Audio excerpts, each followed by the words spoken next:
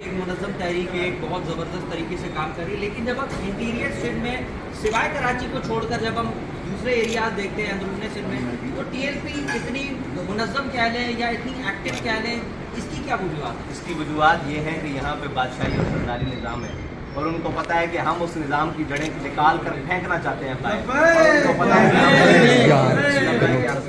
ہم اس نظام کو جڑ سے نکال کر باہر پھینکنا چاہتے ہیں، کیونکہ ہم جس نظام کی بات کرتے ہیں اس میں سربری در دین ما خدمت گری ہے،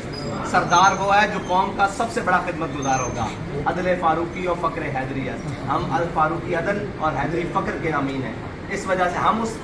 سیاست اور اس خدمت گزاری اور اس جناب حکومت کی بات کرتے ہیں، اس لیے ہم سے سب اس معاشرے کے جتنے بھی بڑے جناب استبداد کے مالک ہیں، بڑے راشائی اور اس نظام کے مالک ہیں جو اس میں جبر اور استبداد کی داستانیں رقم کی ہوئے ہیں، وہ سارے ہمارے نام سے گزرتے ہیں، اس لیے ہماری یہاں پہ آخر میں صرف ایک بات میری طرف سے کہ